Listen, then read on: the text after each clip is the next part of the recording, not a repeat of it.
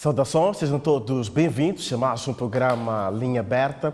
Hoje vamos falar sobre as duas cartas que foram enviadas à Procuradoria-Geral da República para a atenção da Procuradora-Geral da República, Buchil, em que efetivamente temos os juristas Teodato Unguana e Teodoro Watt a escreverem muito a propósito de uma mensagem que foi colocada pelo professor Julião Kumbane no Facebook e que por via disso acabou ficando espalhada nas redes sociais, onde esta mensagem reage àquilo que foram as análises feitas por esses dois juristas em relação às deliberações da Comissão Nacional de Eleições. Deliberações que falavam sobre a situação de Samora Machel Júnior na Judem e também falavam da questão de Venâncio Mondlane. Deliberações essas que não foram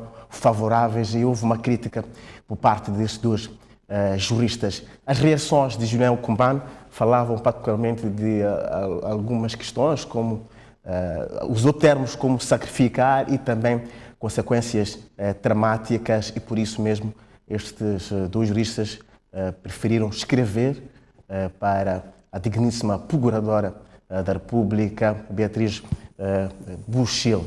Eu conto em estudos com três convidados, nomeadamente o Dr. Alcides Citói, conto também com Telo Chamusso e conto inclusivamente com o Dr. Paulino Costa, a quem agradeço a presença aqui em estudos, como forma de olharmos para este tema que, de certa maneira, está a dominar o espaço público, as redes sociais em particular. Vou começar consigo, Dr. Alcides Citói. Como é que efetivamente podemos analisar estas duas cartas que foram endereçadas à digníssima Procuradora-Geral da República, Beatriz Buchil, que são de dois juristas renomados, isto na sequência desta opinião de Julião Kumbane, onde, de certa maneira, usa termos que eles acham ameaçadores à sua integridade física?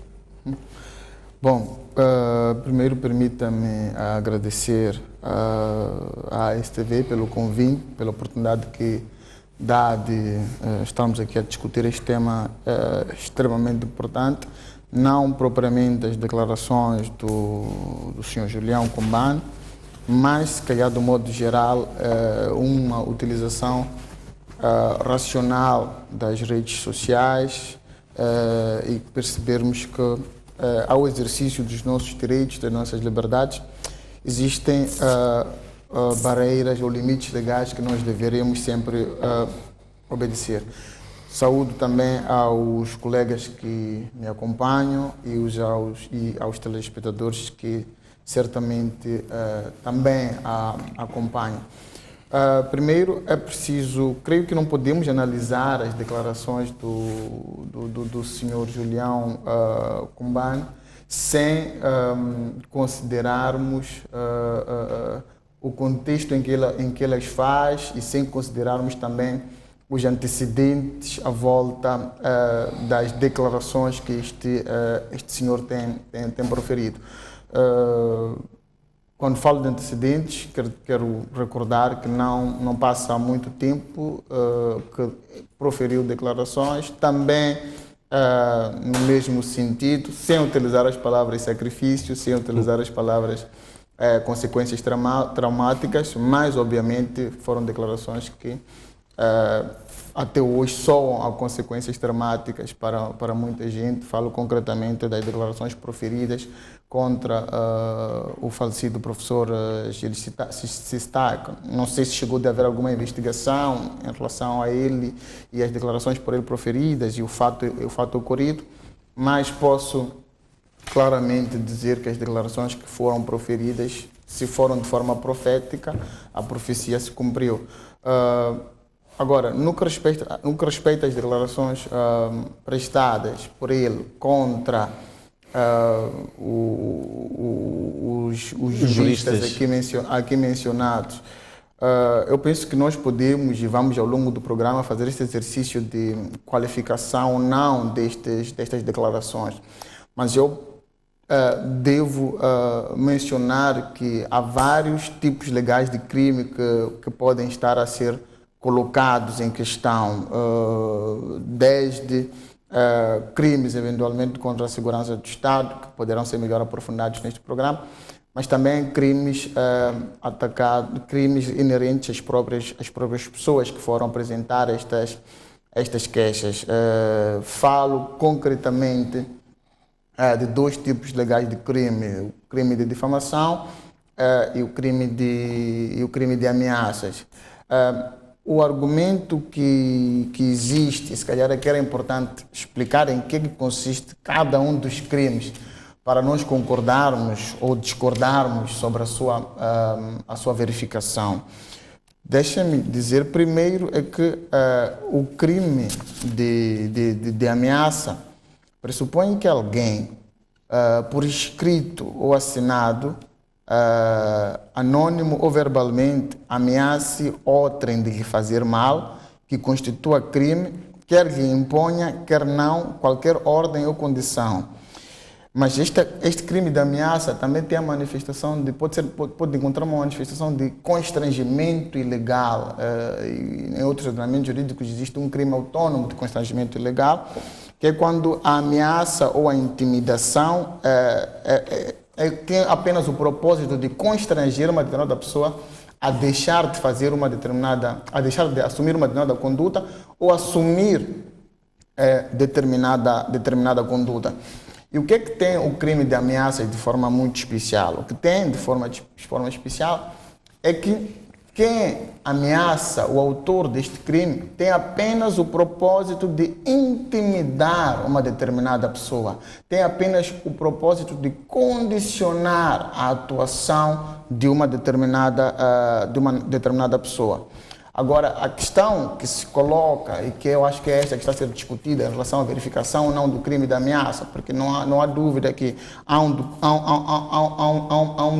um escrito e que está, de alguma maneira, a mencionar algum mal para determinadas pessoas. Mas o que está em debate aqui, que me parece que tem estado em debate até pelo que acompanhamos em outros programas neste canal, é a questão desta ameaça ser possível ou não, que é a questão do nexo de causalidade, porque a ameaça deve ser concreta e possível. E se nós repararmos quais são, em princípio, as ameaças que são colocadas ameaças no sentido geral, pelo professor Julião Cumbano. São concretamente expressões do tipo serão sacrificados, ou será sacrificado como foi sacrificado o seu pai, e aqui levanta-se o debate: como é que foi o pai sacrificado? E alguns dizem, olha, foi morto, mas quem matou não está provado que foi morto. A versão formal que existe, a versão é de acidente, não é de morte. Então, que sacrifício não é de assassinato. Então, que sacrifício é este? Depois, outra questão, terão consequências traumáticas, haverá consequências traumáticas para as suas famílias. E o debate que surge é: o que é uma consequência traumática? Para as famílias. Para as famílias, sim. Por exemplo, para a família Machel, para a família Oate, para a família Ongwane, que são pessoas que são militantes. A sua história muitas vezes se confunde com a história do Partido Frelimo. Até onde, por exemplo, estas pessoas serem afastadas do partido em razão de um e outro comportamento não é uma consequência traumática. Serem objeto de alguma repreensão ou medida disciplinar também não é uma consequência traumática. Então, para si, há ou não ameaças à integridade física dos juristas? O que estou a explicar é que, no que respeita ao crime de ameaça, creio que não há elementos que nos permitam, de forma consensual, assumir a sua verificação. Mas o mesmo não se pode dizer, por exemplo, em relação ao crime de difamação. Porque o crime de difamação pressupõe uma ofensa a uma honra, e é uma honra objetiva, o que quer dizer que esta pessoa mancha a imagem da outra pessoa através do meio escrito. Aí está a falar na questão da conspiração, em que ele alega que pode estar a ser construída pelos dois juristas com vista a colocar Samora Machel Júnior nessa altura Sim, em que ele escreveu a sua opinião? ideia de serem mentores de um movimento com vista a afastar o atual presidente fora eventualmente das normas partidárias, estarem a assumir uma conduta reprovável, censurável, quer ao nível do partido, eventualmente quer ao nível da sociedade. Isto tendo em conta a posição que estas pessoas ocupam, tendo em conta a sua ligação com o Partido Frelimo, tendo em conta a posição que eles têm a nível da sociedade, sim, parece-me que pode ser uma ofensa à honra objetiva. É óbvio que, no que respeita a Graça Machel, também pode-se falar de uma ofensa a uma honra subjetiva, o que determinaria um crime de injúria, quando ele diz, por exemplo, que se fosse mãe biológica do Samora Machel Júnior, não permitiria que seu filho assumisse esta postura de confrontar, entre aspas, o partido, que seria um crime de injúria se fosse ela a apresentar a queixa. Muito bem.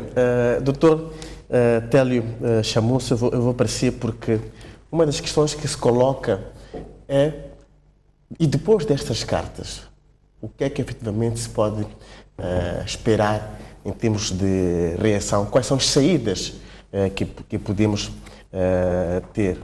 Há aqui espaço para processo crime? Há aqui, de facto, até que ponto é que estas cartas têm pernas para andar, para que resultem em algo material, em algo em que os moçambicanos possam dizer que efetivamente há alguma responsabilização depois dessas cartas? Há ou não espaço para o efeito?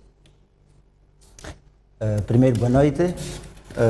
Começo por cumprimentar os telespectadores, que é para eles que fazemos este programa. Boa noite, Moçambique. Cumprimento assim também a Orlando Macuaco e agradeço pelo convite efetuado em nome da STV. E cumprimento, logicamente, os meus dois colegas de painel, que é aqui me ladeiam. Há ou não espaço para andar o que pode fazer a Procuradoria? Ora, nós temos de partir do princípio, numa análise objetiva, ainda que seja alguém leigo em direito, que o conteúdo vertido na publicação do professor Julião Cumbane encerra situações ou circunstâncias gravíssimas, independentemente dos destinatários daqueles escritos, com maior ou menor predominância neste ou naquele partido, nesta ou naquela agremiação ou fora disso. São declarações graves. São declarações graves. Declarações objetivamente suscetíveis de ofender o bom nome, o decoro, a reputação que todos os cidadãos gozam. Aliás, isto é um direito constitucionalmente consagrado, né? O direito à honra. É preciso nós termos, antes de qualquer análise, de que aparentemente toda esta celeuma emerge num exercício, ou um aparente exercício, do direito à liberdade de expressão. Ou seja, os cidadãos gozam do direito à liberdade de pensamento e liberdade de expressão. E estes dois itens conjugados é que informam a democracia. A democracia essencialmente resume-se nisso. Ora, só que o direito à liberdade de expressão tem limites. Apesar de ser um direito constitucionalmente consagrado, não pode ser usado de uma forma abusiva ou excêntrica. Porque quando se ultrapassam esses limites, e neste caso imputando-se a algumas pessoas fatos suscetíveis de ofender a honra, o decoro, isto analisado de uma perspectiva objetiva, já estamos num outro prisma onde se ofende um bem jurídico, como eu dizia no início, também constitucionalmente consagrado, que é o direito à honra. Ora, os visados reagiram ao escrito solicitando a Procuradoria e se formos a reparar, os pedidos que fazem, embora com recurso à linguagem diferenciada, mas os pedidos são consentâneos. Ou seja, no geral foi o seguinte: dada a gravidade dos factos que estão descritos na carta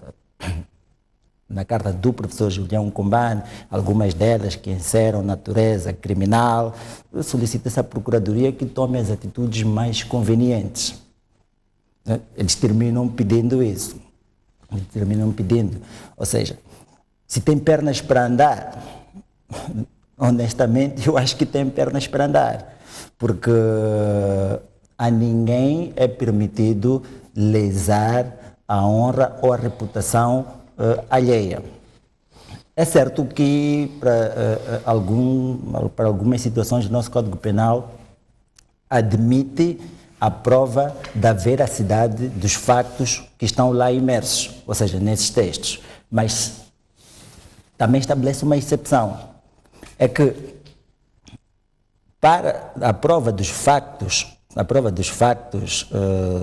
declarações difamatórias, só é admitida se essas declarações estiverem enquadradas dentro do interesse público plausível ou o seu autor tenha legitimidade para difundir. Que o autor tenha legitimidade para difundir pode ser discutível? Eu acho que não. Porque se alguém tem conhecimento da existência de uma tramóia, de uma conspiração, que faça queixa às autoridades. Não precisa de lesar a honra e a reputação, o bom nome de terceiros, publicando da forma em que foi.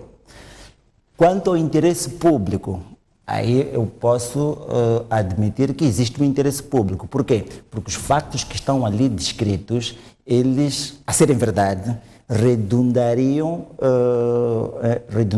em crimes que atacariam a segurança e a estabilidade do próprio Estado. Então aí, na minha opinião, existe um interesse público plausível que pode ser salvaguardado. Portanto, será convidado, certamente, o professor Julião Combane a fazer prova dos factos que estão vertidos da sua carta.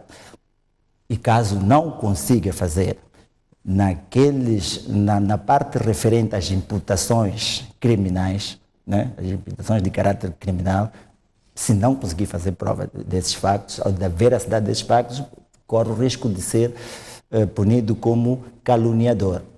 Eu queria explicar aqui sinteticamente também aos telespectadores de que às vezes há uma aparente confusão nos crimes contra a honra, porque eles desdobram-se essencialmente na calúnia, na difamação e na injúria, né? O que é uma, o que é outra.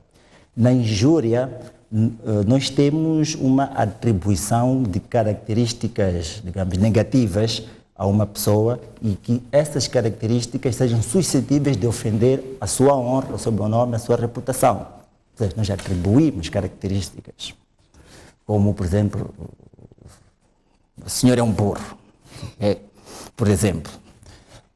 Na difamação, nós não atribuímos características negativas.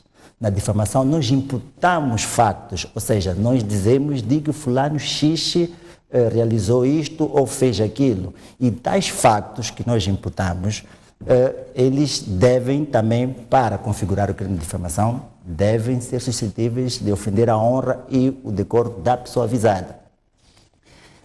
A fronteira entre a difamação e a calúnia está se a imputação que se faz é a imputação de um ato que é pela lei qualificado como crime. Por exemplo, uma coisa é dizer que aquele senhor roubou. Caso não seja verdade, nós temos aqui a calúnia. Aquele senhor é um péssimo profissional. Isto não há aqui natureza criminal, então nós estaríamos em fase de difamação. E há alguns elementos naquela carta, o Alcídio citou alguns, por exemplo, quando se faz referência de que a Graça Machel, por exemplo, não iria agir, supostamente não iria agir desta forma se tratasse de um filho biológico dela, quer dizer, está-se a dar a entender de que é uma má madrasta. Né? É uma má madrasta, quer dizer, nós não podemos ter dúvidas de que aqui está-se a atacar a honra, a reputação de que todos os cidadãos gozam. Sim, o bom nome da pessoa, o direito à imagem.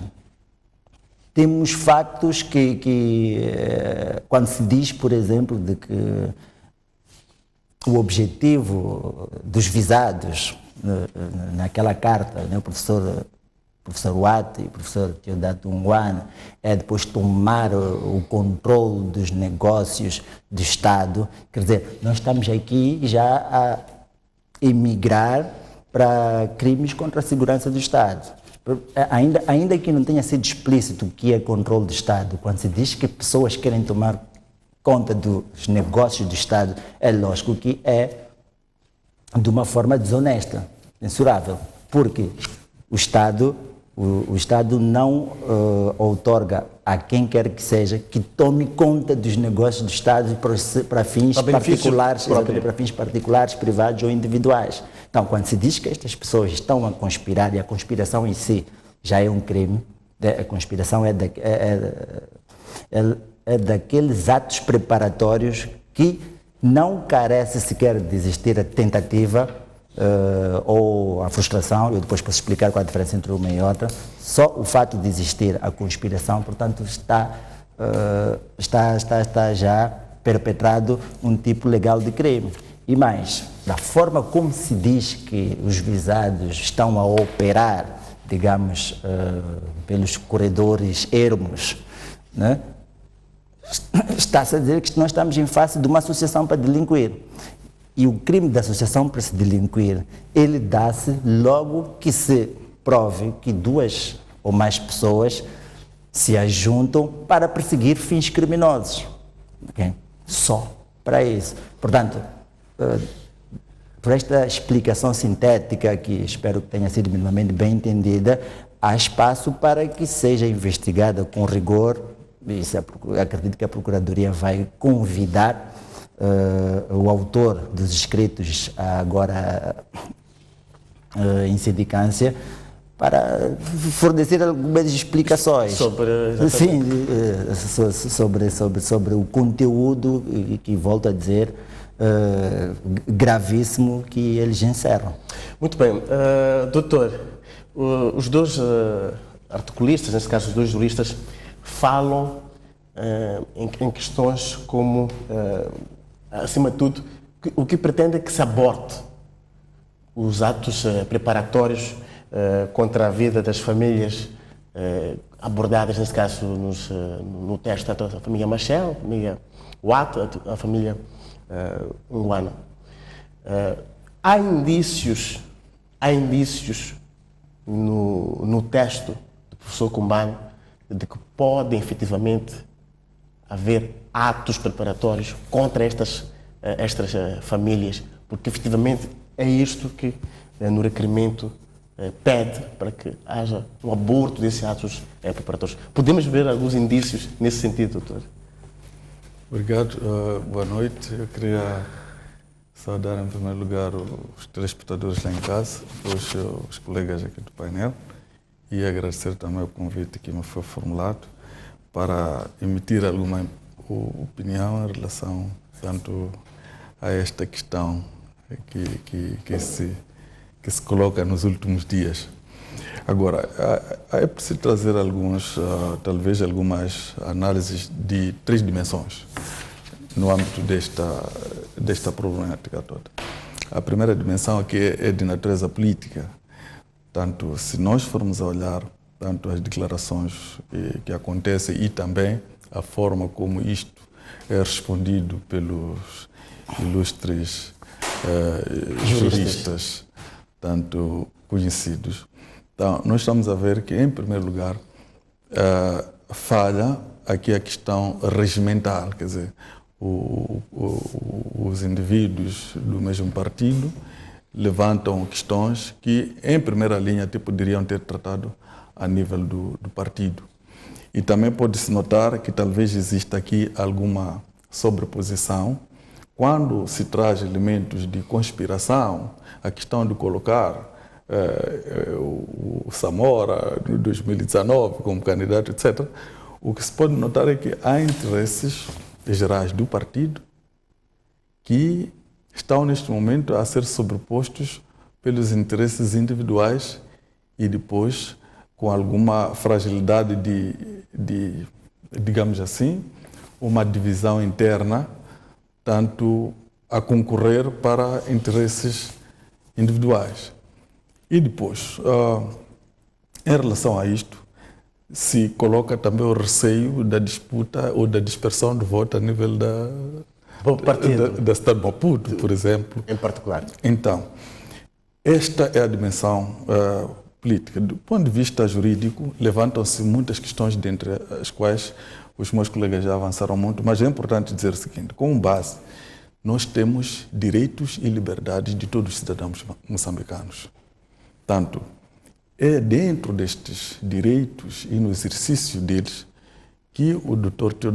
Teodato Rungwana e o professor Teodoro Wati emitem suas opiniões relativamente às deliberações da Comissão Nacional de Eleições.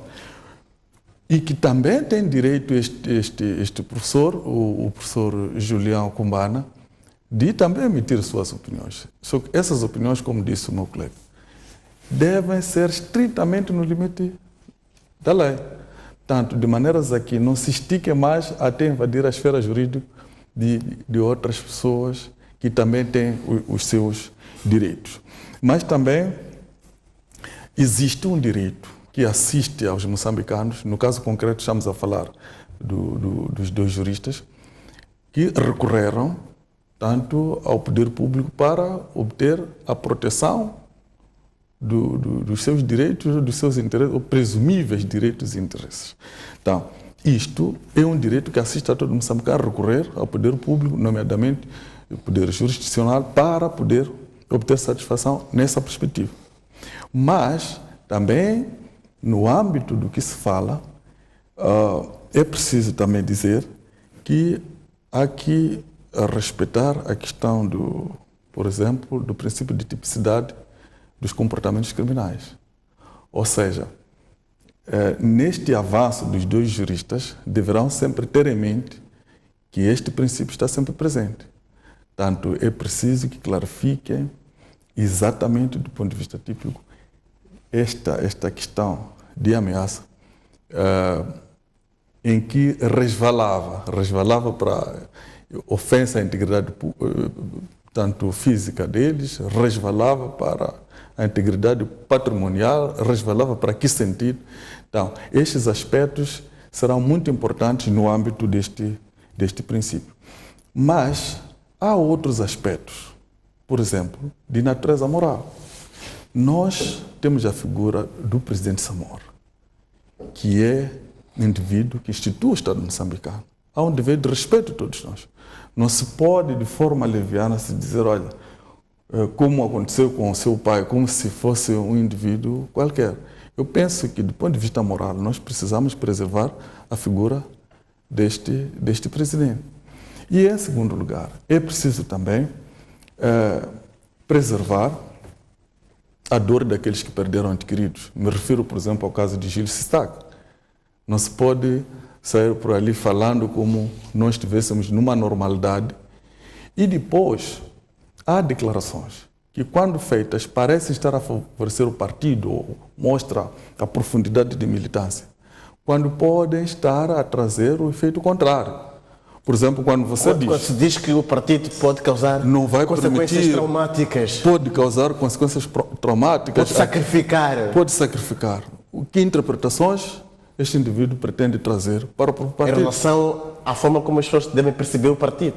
Como se este partido tivesse alguma vez feito coisas desta natureza. Porque não pode permitir, porque não permitiu no passado, porque não sei o quê.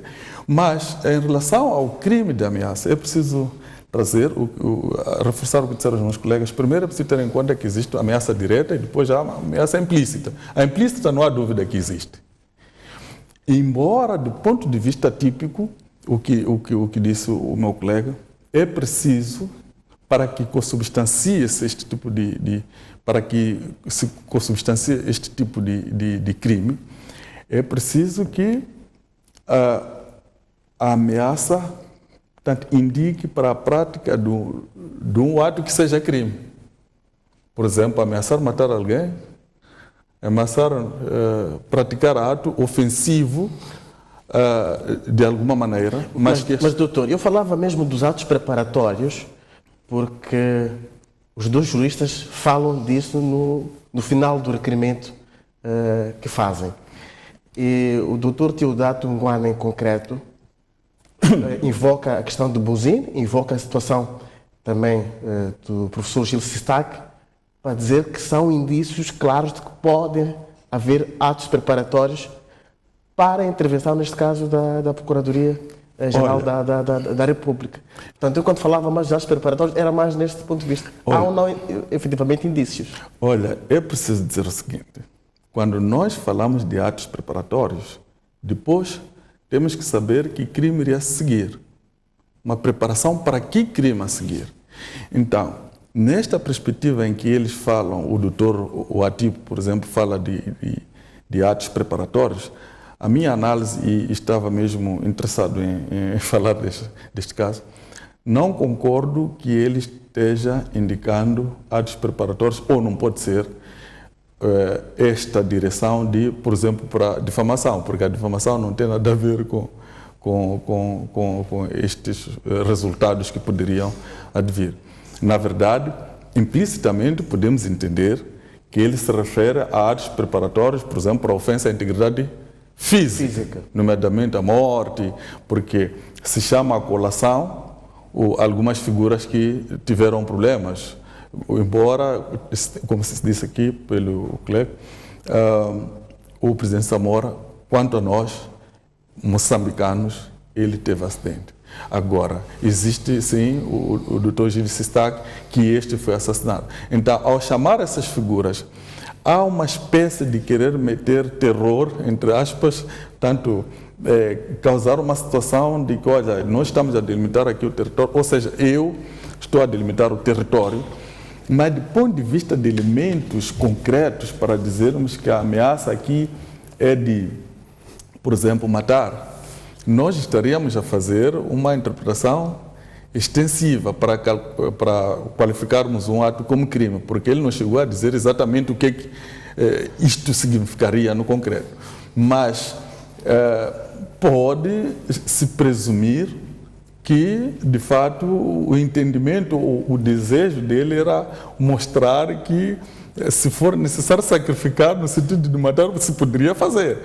Então, eu acho que o dilema que é colocado aqui para a Procuradoria, ou para quem é de direito, é, de fato, no âmbito da sindicância aqui referida, procurar elementos para que este indivíduo esclareça as palavras tanto sacrificar consequências e depois traumáticas. Consequências traumáticas e não permitir, como não permitir. Então, isto é o que ele deve esclarecer. Então, dentro do esclarecimento que ali vier, então poderão se tomar os passos considerados tanto subsequentes e do interesse do direito.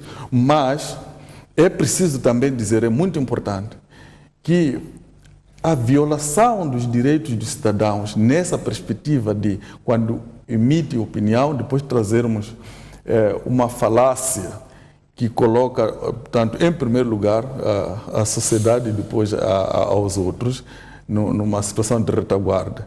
Isto não é de abonar. E é preciso também ter em conta que, quando nós falamos, por exemplo, de crime de ameaça, o que é que se tutela lá dentro? Tutela-se a paz do espírito e a tranquilidade dos indivíduos na sociedade. Basicamente, é isto que se tutela.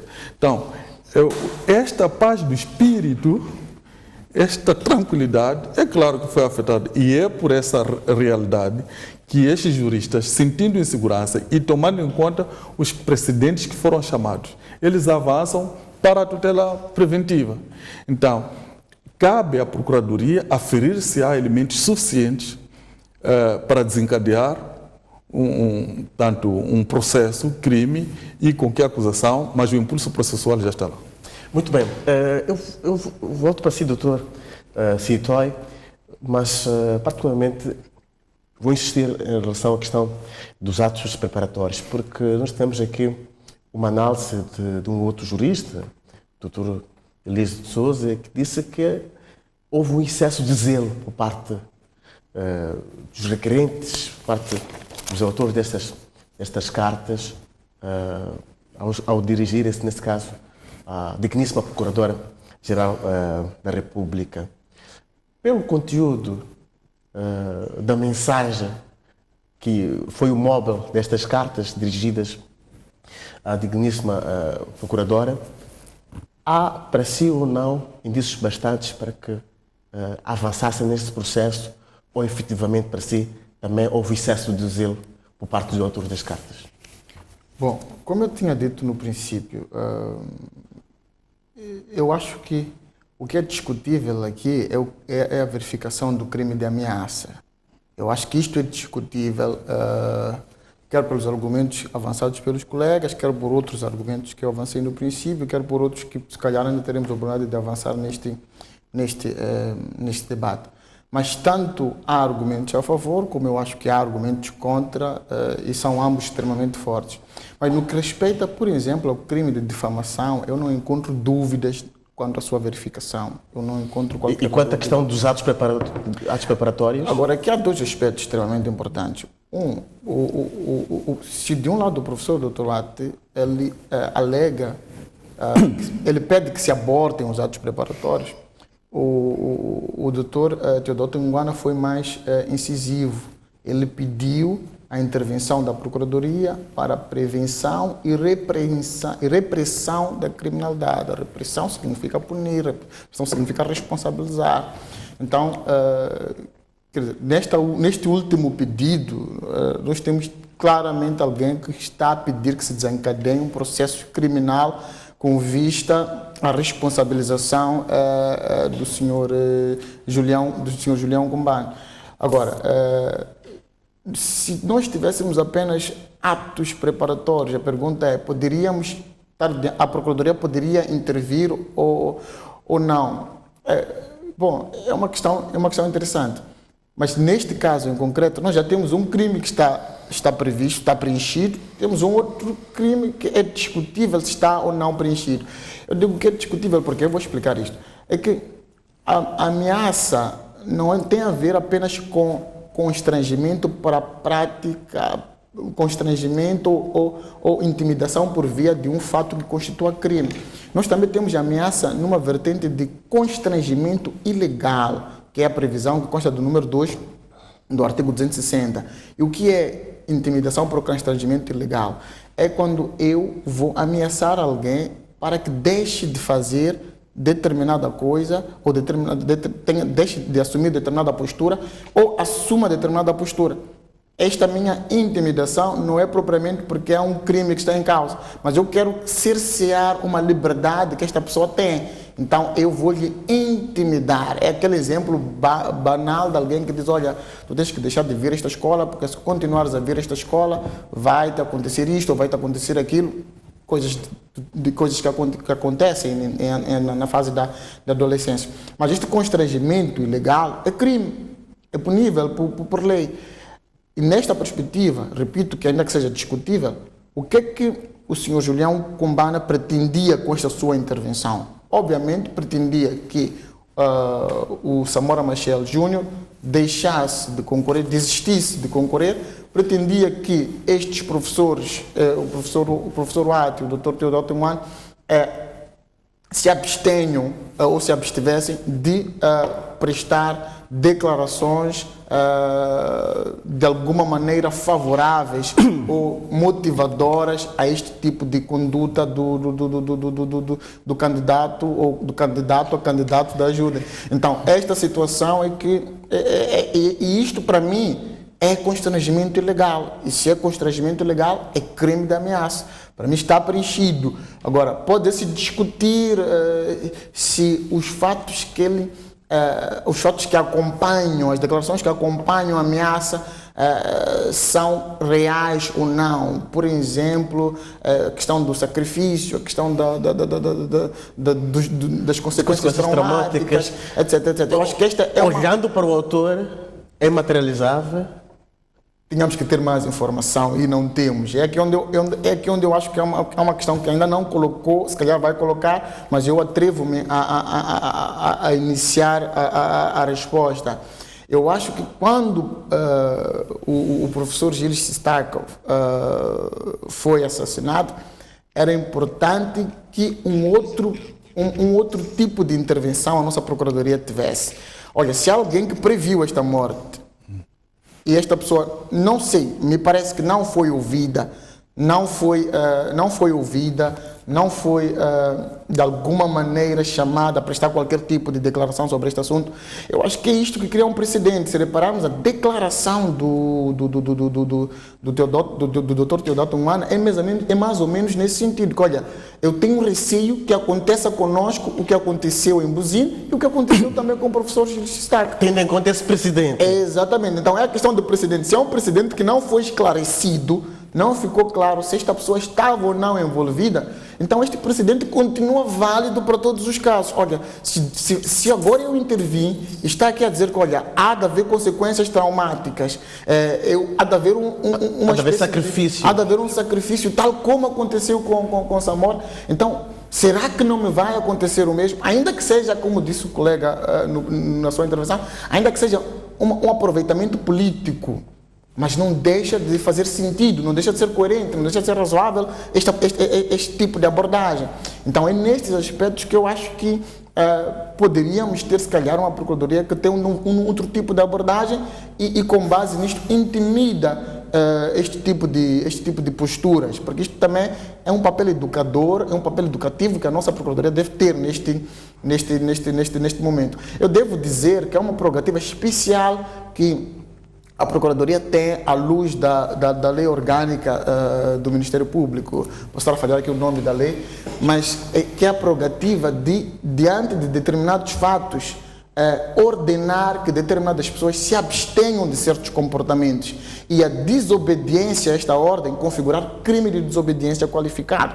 Então, crime de desobediência, isto é extremamente relevante, quer dizer que nós podemos acionar a Procuradoria não só quando um crime se está a cometer ou está em iminência de ser cometido, mas também quando há atos que indiciam a cometimento de um crime. E a Procuradoria, avaliando estes atos, pode ordenar que o sujeito envolvido se abstenha de determinadas condutas.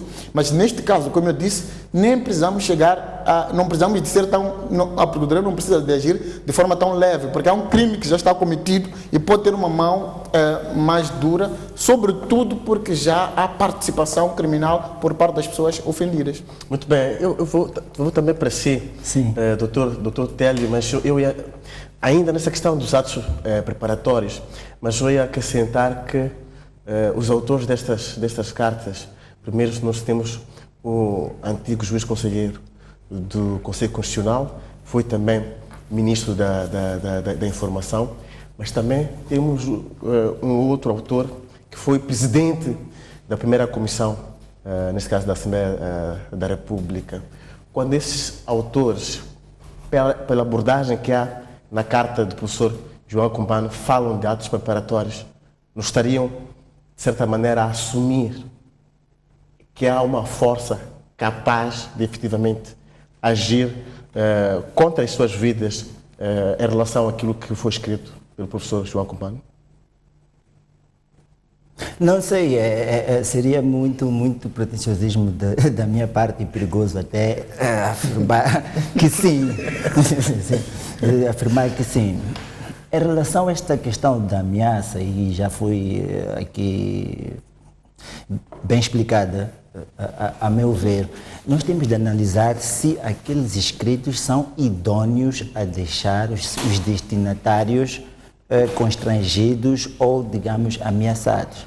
Porque eu enquadro aqueles escritos na parte relativa a uma pretensa ameaça ou tipo legal de crime de ameaça como um discurso de especulação ou uma cogitação superficial. Não há ali elementos consistentes, elementos concretos, sólidos, para que, tendo em conta o texto da lei, para que determinados factos ou atos configurem crime de ameaça, estejam preenchidos naquele texto. Quanto à questão da ameaça, quer dizer, isto é como quem dissesse, olha, Télio, tu não pode ser muito incisivo no programa Linha Aberta, senão acabas como os outros. não vamos dizer que esta pessoa está a cometer um crime de ameaça. Estaríamos a estender de uma forma não permitida o texto da lei. E sabe-se que em direito penal, quando se trata de qualificação de crimes, é proibida, seja analogia, é proibida a interpretação extensiva. Ou seja, aquilo que tinha falado aqui, o meu colega Paulino, ele chamou a atenção em algum momento o elemento da tipicidade. Ou seja, ou é ou não é, não tem de ser parecido. Portanto, a forma como está veiculada neste texto carece ainda de elementos contundentes para que não estejamos no crime de ameaça. Agora, que alguém se sinta ameaçado é uma coisa. Que alguém tenha ameaçado é outra coisa. Cada um tem o seu grau de sensibilidade para se sentir ameaçado com este ato, com aquele gesto, com aquelas palavras. Há um certo contexto, há instituições vertidas... Sim, textos. mas eu voltaria nas declarações a serem idôneas a ameaçar. Repare que nem o próprio Julião Cumbani quem iria materializar aquilo. Então ele está a falar de uma ameaça que seria perpetrada por terceiros. Repare. Por terceiros que até agora não se pronunciaram efetivamente em relação... Sim, é aí onde começa a minha dúvida, se temos elementos para que falemos de crime de ameaça. Por isso eu digo, estamos mais num juízo de especulação e de uma cogitação com caráter muito mais político do que ofensa ao bem jurídico que é protegido no crime de ameaça. Portanto, na minha opinião, não encontro naquele escrito qualquer elemento que possa configurar tipo legal de crime de ameaça. Relativamente à questão da ofensa à honra, eu acho que isto não pode suscitar dúvidas. Porque nós temos que partir exatamente, podemos esquematizar. Todos os cidadãos têm direito à boa fama. A ninguém é lícito fulminar o bom nome, a boa imagem, a honra das pessoas. É um direito indissociável da dignidade humana de qualquer cidadão. Não importa, em regra, se é verdade ou não. Não pode ofender, ainda mais publicamente, esta reputação das pessoas. Há ali algumas passagens, eu já me tinha referido isso anteriormente e volto a dizer de forma muito expressa, há ali algumas passagens que são suscetíveis de forma objetiva de ofender a honra alheia. E eu citei anteriormente e posso voltar a citar. Quando se diz, por exemplo, de que certas pessoas estão vou usar as minhas palavras, a urdir uma tramóia para tomar conta dos negócios do Estado, nós estamos de uma forma objetiva, estamos a proferir declarações suscetíveis de ofender a reputação, a boa honra, porque essas pessoas serão vistas depois pela sociedade, ou existe a suscetibilidade de serem vistas pela sociedade como conspiradoras, como pessoas que uma verdadeira associação para delinquir, que está de uma forma concertada e bem antepada a traçar um plano para tomar de assalto o Estado. E seria sempre para perseguir fins alheios, como se diz, tomar negócios. Dei exemplo disto, dei exemplo também daquela questão de que não, aquela mãe só faz isso porque não é filho biológico dela. Quer dizer, nós estamos a ofender não só a dignidade da pessoa, mas a dignidade também de uma senhora como mãe, embora esta não tenha feito participação das declarações que lhe foram imputadas. Na minha primeira intervenção, quando eu me referi a atos preparatórios, eu não me referi aos eventuais atos preparatórios que estejam a ser engendrados para estancar o plano dos supostos conspiradores. Não, eu me referia ao seguinte facto. Quando se diz que eles estão a urdir um plano desses, então eles já estão a conspirar. Isso é que são atos conspiratórios, dos dois contra o Estado, não do partido contra os dois. Estou a analisar num outro prisma, quer dizer, isto é que pode configurar este crime e é uma das situações em que o ato preparatório é punível, desde que se prove de que existe uma concertação nesse sentido. De igual forma acontece também com a questão da associação para delinquir. E estou a trazer mais crimes, não sei se percebe, porque o da difamação,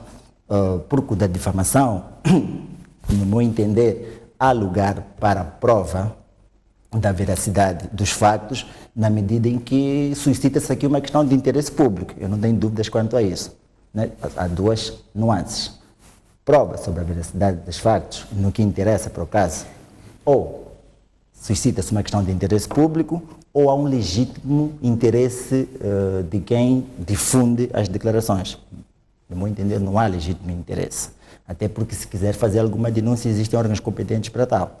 Mas agora, a questão de interesse público, a ser verdade, o que está ali é de interesse público. Então, por isso eu dizia, acreditava de que será convidado, porque já foi feita a solicitação, né? Já foi Será feita a solicitação, convidado pelo Ministério Público a comparecer para junto comparecer. do Ministério Público. E porque o direito criminal ou a imputação criminal, ela assume um melindre muito sensível, porque não se pode ter dúvida da perpetração ou não de um crime.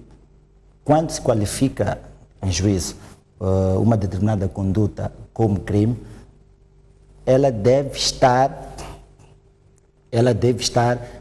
ou seja, a conduta deve corresponder ipsis verbis ao texto da lei. Por isso que em algumas situações acredito que ele vai ter de explicar o que quis dizer com isto, o que quis dizer com aquilo, em algumas, porque noutras, sob o ponto de vista objetivo, eu considero que o direito à honra de determinadas pessoas foi aqui colocado em causa. Daí eu acho legítima a participação feita pelos dois visados. Muito bem. A partir desse momento estão abertas as linhas para as quais os telespectadores podem ligar para nós. As linhas não, a linha está aberta e pode dar a sua contribuição em relação a este tema. Estamos a falar, como já tinha dito no início, das duas cartas que foram direcionadas à Procuradoria-Geral da República por dois juristas renomados. Eu tenho indicações de ter Gabriel Mfundice em linha. Muito boa noite, Gabriel Mfundice. Muito boa noite. Pode dar a sua contribuição. Eu, como não estudei direito, no Facebook, muita gente insulta outras pessoas. Eu não sei se é tudo se queixar no Procurador-Geral da República. Não sei se isso pode acontecer. Porque há outros que insultam mesmo os ministros. Há outros que insultam qualquer pessoa. Mas quando se casar que insultam na parte do governo, costuma, quando é chamada aquela pessoa, todas as pessoas reclamam, a sociedade civil reclama. Então ali, o Julião Cumbano escreveu aquilo que escreveu, fora lá testar. Mas as coisas do Facebook, todos insultam aí. Até eu não gosto de insultar as pessoas através do Facebook, mas a maior parte das pessoas ali escreve uma coisa, parece que não pensaram primeiro. Vamos ver se há de haver matéria para condenar o Julião Cumbano. Vamos ver. Estamos à espera de ouvir. Muito obrigado. Vou deixar o espaço para os outros. Muito obrigado, Sr. Gabriel Mfundice. Foi o nosso primeiro telespectador, como tem sido habitual aqui no programa Linha Aberta, mas podem continuar a dar as vossas contribuições em relação a este tema. Como dizia, são duas cartas endereçadas à digníssima Procuradora-Geral da República, falando, neste caso, sobre aquilo que foi a opinião do professor Julião Cumbane em relação às análises que foram feitas por parte dos doutores Teodato Nguana e também do doutor Teodoro Watt. Eu tenho indicações de ter um telespectador anónimo que nos fala de Maputo. Muito boa noite. Pode dar a sua contribuição. Boa noite. Eu vou pedir para reduzir o volume do seu receptor. Boa noite. Sim, pode dar a sua contribuição. A minha contribuição é a seguinte. Estão aí grandes nossos colegas, que são juristas, mas que têm que perceber que nesta situação, eu não quero ser muito mais técnico, né? Os conceitos já foram trazidos. É que este senhor que se fala acaba sendo um profeta em algum momento. No que ele disse anteriormente, no que está a dizer hoje, o que pode vir a acontecer o amanhã. Tem que colocarmos nessa vertente. Agora, do ponto de vista jurídico, nós vamos discutir que não, porque não são reunidas as condições, por exemplo, do crime de ameaça, mas pronto, difamação está lá, ok. É aquilo que nós somos como juristas e se esses senhores estão aí, forem convidados a ser advogados de companhia, na verdade vão tirar. Eles vão retirar um crime que estão a tentar definir. Mas esse senhor acaba tornando perigoso, porque nos dizeres dele sempre algo acontece. Esses que estão aí todos, acredito que pelo menos tenho certeza dos dois colegas que receberam aula do nosso grande, saudoso professor de Sistite, que até agora não temos o resultado, quem fez, o que aconteceu. A coisa começou assim. Motivo pelo qual que assusta também os dois colegas juristas que conheceram bem o Sistite, da forma que se entregou pela causa da Faculdade de Direito naquela antiga onda, que hoje nós não temos o resultado do que aconteceu. Então, o motivo pelo qual que todos nós ficamos com medo, afinal, quem é justamente este indivíduo combate, que em algum momento aparece como um profeta e as coisas acontecem. Muito obrigado. Muito obrigado pela sua contribuição, telespectadora anónima que nos falava de Maputo. É preciso referir que as duas cartas, nesse caso, dos doutores Teodoro Wati e também Teodato Unguana, fazem menção aos atos preparatórios que podem atentar contra a vida das famílias desveladas, nesse caso, no texto do professor Julião Cumbano. Eu tenho indicações de ter o senhor Pedro, que nos fala de Chupal, aqui na cidade de Maputo. Muito boa noite. Muito boa noite. Pode dar a sua contribuição, senhor Pedro. Bom, muito obrigado. Cumprimentar aí os convidados. E gostaria de dizer aos telespectadores para não se ocuparem tanto com o que possam falar aí. Porque aí também aí colegas juristas estão aí. Tem medo.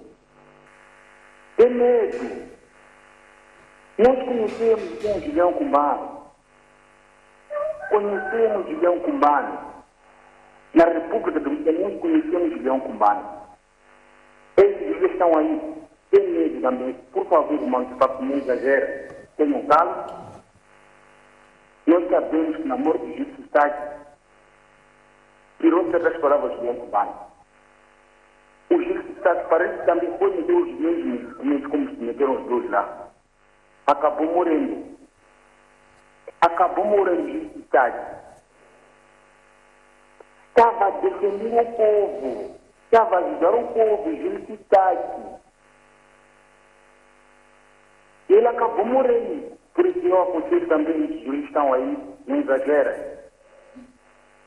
Muito obrigado, senhor Pedro, pela sua contribuição aqui no programa Linha Aberta. Como fizemos menção, estamos a falar das duas cartas que foram endereçadas à Procuradora-Geral da República, muito a propósito de uma carta, de uma mensagem que foi colocada a circular pelo professor Julião Cumbano e que depois, de certa maneira, acabou fazendo com que houvesse muitas reações por parte da opinião pública.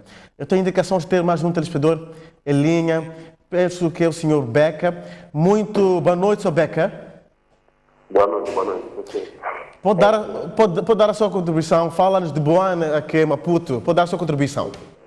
É o seguinte, eu acho que até porque, além dos dois juristas, o Teodoro Arte e o outro senhor, como chama, os dois que remeteram um processo na Procuradoria da República.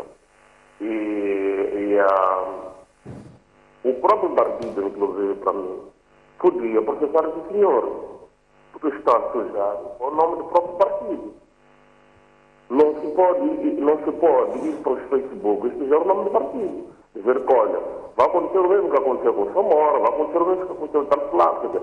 Está a dizer que o modo operante do partido é um partido gangsta. Não pode fazer isso. Eu acho que, para mim, o próprio partido, inclusive, deve incorrer um processo contra o senhor Bombana. Muito obrigado, boa noite. Muito obrigado, senhor Beca, a dar também aqui a sua contribuição. Continuamos com a linha aberta. Pode ligar para nós e dar o seu contributo em relação ao tema em debate, muito a propósito das duas cartas que foram escritas por dois juristas renomados logo depois daquilo que foi a mensagem que foi colocada a circular pelo professor Julião Kumbane. Eu tenho indicações de ter um telespectador anónimo. Muito boa noite. Sim, boa noite. É telespectador e não telespectador. Pode dar a sua contribuição. Telespectadora, Maputo. Falando de Maputo, pode dar a sua contribuição. Sim. Eu não tenho muito... Eu só ouvi os comentários de debate, estamos a entender melhor o processo, não é? Por causa dos juristas, estão a explicar bem os conteúdos técnicos. Entretanto, eu também queria concordar com o Fundis, não é? E queria perceber também, para aquelas outras situações, por exemplo, no WhatsApp, no Facebook, há outras situações piores que têm acontecido com várias situações, não é? Entretanto, não há nenhum desencadeamento. Então, eu queria concordar com o Fundis, que não só ver-se nesse caso, é verdade que as pessoas se inscreveram, mas que há necessidade também de poder ver outras situações no geral. É verdade que não se identifica, mas eu queria concordar com o Fundis relativamente a várias questões que nós temos visto. As pessoas que usam redes sociais de uma forma abusiva, é verdade que isso foi identificado, mas há outras situações que as pessoas escondem, né? Escondem-se dizendo as verdades, mas esconde-se por trás de outra, então é difícil a identificação. Enquanto que, neste caso, José Kumbane, ele fala de uma forma, é uma forma dele de falar, mas é verdade que não controlou a linguagem, falou, mas há pessoas que são piores mesmo, que em algum momento não são identificadas. Muito obrigada. Muito obrigado pela sua contribuição, telespectadora anónima que nos falava a partir daqui de Maputo.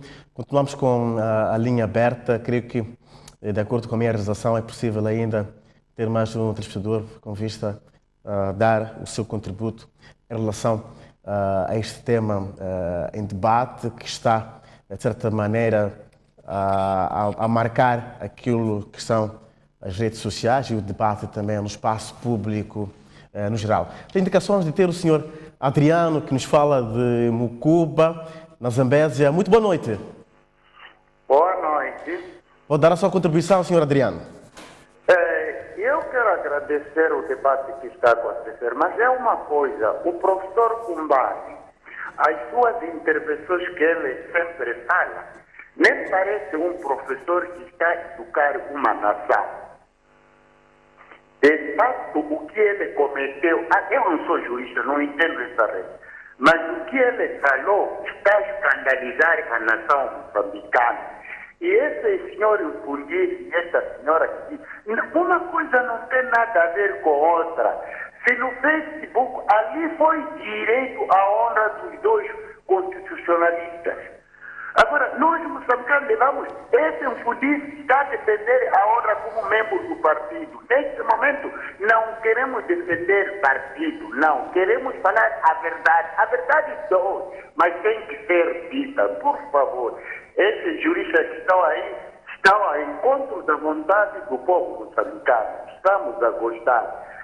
Meus senhores intelectuais, saiam lá como pessoas que Deus vai pedir contas a vocês porque não querem esclarecer o povo a verdade de como se vive numa nação. Muito obrigado. Continuem assim, juristas, interpretem para nós podermos. Se a televisão chegasse ao povo lá no recôndito, deviam ter percebido que sentimento o povo tem quando houve essa ameaça desta natureza. Samora morreu, Silvio morreu, não há nenhum esclarecimento. Que Estado de Direito é este que está em Moçambique? Se nem a Procuradoria não consegue se pronunciar de um constitucionalista que morreu sem deixar nenhum rastro. Muito obrigado.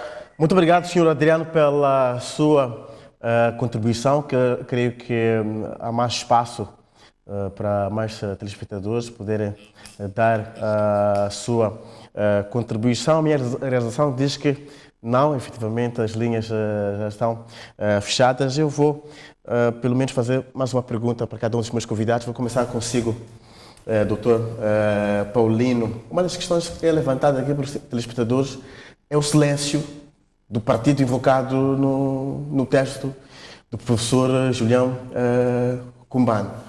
Este silêncio será cúmplice ou é apenas um silêncio estratégico?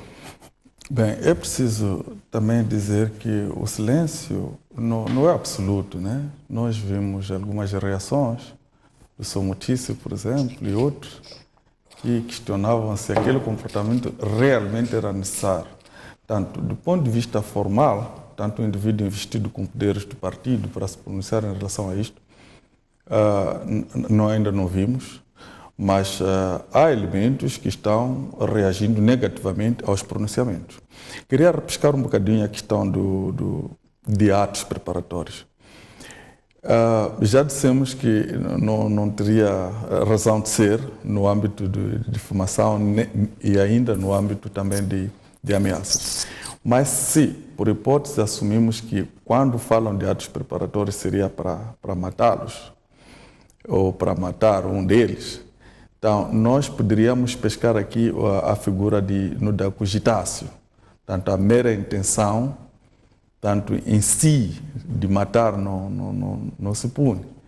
Então, a não ser que no âmbito desses atos preparatórios houvesse alguma coisa que consubstanciasse a um tipo legal, ali sim se podia falar disso. Então, definitivamente, nós estamos a trabalhar muito neste crime de difamação, tanto falando de ofensa à honra e também a tutela da paz dos indivíduos, que ali a Procuradoria poderá trazer alguns elementos para discutir.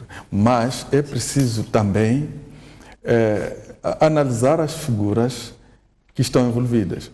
Olha, numa análise que eu vi, é que muitas das vezes nem são bem apenas as palavras sim, mas não apenas elas, mas as figuras que estão envolvidas. Estamos a falar de indivíduos que estão nos corredores do poder, estamos a falar de indivíduos que estão nos corredores de informação. Será que tem alguma informação adicional que a sociedade não tenha, que faz com que esses pronunciamentos os atinja mais profundamente e depois... E seja ameaça de facto. Exatamente. E a outra coisa que se tem que levantar é de que se estes grandes juristas, estamos a falar também de um ex-ministro de Justiça, está tão preocupado com isto, e o cidadão comum como é que fica? Então, estas situações realmente devem ser evitadas para não colocarmos a sociedade refém de opiniões de um e não emitir a sua própria. Então, isto não faz bem para a democracia, para o país crescer, precisa de diversas opiniões e nós estamos em melhor posição de dizer sim, somos democratas, se permitirmos que haja tanto opiniões contrárias àquilo que nós percebemos e não logo sairmos por aí pichando aqueles que tanto tem opiniões contrárias. E também, se achamos que é dessa maneira, devemos fazer o tratamento jurídico destes atos e não podemos tanto avançar muito para questões que intimidem as pessoas. Muito bem, a minha realização está mesmo apertando. Vou dar apenas 2 minutos para cada um dos doutores. Doutor Télio, insisto com esta questão, se efetivamente a Frelimo não se devia pronunciar, tendo em conta o nome do partido que é vertido na opinião, que é o módulo das cartas que foram direcionadas para a Procuradoria. Honestamente, eu não sei se devia ou não. Cabe à própria Frelimo decidir. Estou a ser honesto. Cabe à própria Frelimo decidir. Mas é a imagem do partido que também está. Sim, mas pode não se preocupar com essa imagem. Por isso que é uma abordagem. Exatamente. Pode não se preocupar com essa imagem. Por isso não vou responder se deve ou não reagir. O que eu vou dizer é o que se diz sobre a Frelimo vindo de um frelimista é extremamente grave. Um frelimista diz que a Frelimo nunca admitiu que dissidentes ou pseudomilitantes das suas hostes ponham em causa as conquistas da Revolução e no final, o trecho mais grave, não será agora que vai admitir tajados sem consequências traumáticas para algumas famílias, incluindo a família Machel. Portanto, não há dúvidas de que aqui se imputa a imagem que se cria do partido Frelimo é de um partido que, se nunca admitiu, então é um partido rancoroso. É o que se está a dizer. É um partido rancoroso e reage de uma forma, vamos lá, assim, não diria, posso usar, de uma forma brutal, quando situações como estas descritas, ainda do seu ponto de vista genérico, pelo professor Julião Kumbana, acontecem. Agora, voltando à questão, se a Frelimo devia se pronunciar sobre o que é dito sobre ela, isso cabe a ela. Pode não ter se achado ofendida, por exemplo. Ok. Mesmo para fechar, doutor Citói, sobre este mesmo assunto. Mas se me permitir, eu queria insistir muito numa situação e até acabo de ler este trecho. Repare, se fosse um membro da Frelimo agindo oficialmente em nome do partido a dizer isto, a Frelimo nunca admitiu que dissidentes ou pseudomilitantes agissem dessa forma sem consequências traumáticas, nós não teríamos dúvidas que estamos aqui em face de um crime de ameaças. Mas da forma como é dito, eu disse antes, isto aqui é uma declaração muito vaga, até porque não há prova, pelo menos nós não conhecemos, não há prova de que a Frelimo tenha admitido ou não tenha admitido. E também o próprio professor Julião Kumbana não faz parte da estrutura do partido. Sim, não há provas de que a Frelimo tenha agido dessa forma. É por isso que eu dizia no início de que não me parece uma declaração idônea a constituir crime de ameaça. E quem que haveria de materializar este crime de ameaça através de declarações proferidas pelo professor Julião Kumbana, mas materializáveis por ordem de um partido? Quer dizer, nós estamos a estender aqui o texto legal e, na minha humilde opinião, estaríamos a forçar a existência deste crime. O que não acontece, e parece que houve aqui unanimidade quanto a esta questão, quando se trata da questão na parte em que se belisca a honra de determinadas pessoas. É porque aqui nem há muito a discutir, porque o critério legal é da suscetibilidade de certas imputações ofenderem a honra, né? E, em regra, independentemente de ser verdade ou não, é proibido aos cidadãos que façam nos termos em que foi feito. Ou seja, e só para terminar, uma coisa é o exercício do direito à liberdade de expressão, que é algo que nós enaltecemos, até porque a democracia do país ganha com um exercício de direito à liberdade de expressão cada vez até contundente. O problema não está na contundência. Nós podemos ser contundentes, mas sem ofender a honra alheia. Muito bem. Mesmo para terminar, doutor Citói, ainda mesmo sobre este assunto da Frelimo, isto porque nós temos membros do partido Frelimo que se distanciaram destes pronunciamentos do professor Julião Cumbano nas redes sociais, particularmente no Facebook. Então, como é que olha para esta questão? Bom, eu gostei muito mesmo da abordagem do Télio sobre este aspecto, mas eu acho que o Partido Frelimo deveria distanciar-se desta intervenção. Eu acho que deveria distanciar-se ou aproximar-se, não é? até pela natureza censurável das declarações apresentadas. Agora, uma questão que foi levantada, um comentário de um espectador que mencionava a questão do medo. Olha, nós temos medo, eu pelo menos tenho medo, mas nós não devemos deixar que o medo nos acobarde. Mas temos, obviamente, medo de estar aqui a falar isto e a falar outras coisas.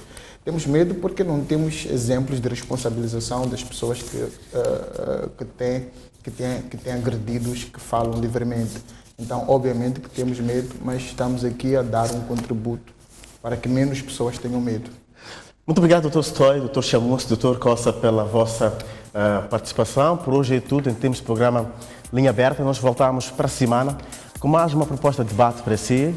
Até lá, fica bem.